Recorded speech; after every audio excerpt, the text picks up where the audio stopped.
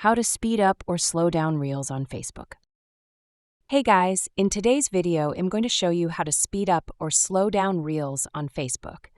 So make sure to watch this video till the end, and let's get started. Open the Facebook app on your phone. Tap on the Reels tab at the bottom of the screen. Open any video. Once the reel is opened, tap on the screen. Then here you can see at bottom the gear icon, which is setting. Tap on it. Then the menu will pop up. From them, tap on playback speed to adjust the speed of video. To slow down the video, tap on 0.5 speed and check the video.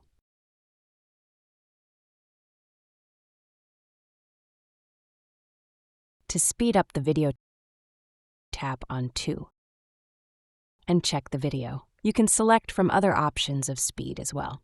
Adjust the speed and enjoy. And that's it. Now you know how to adjust the speed of Facebook Reels. In this way, you can save your time by adjusting the speed of the reel. Thanks for watching, and I'll see you in the next one.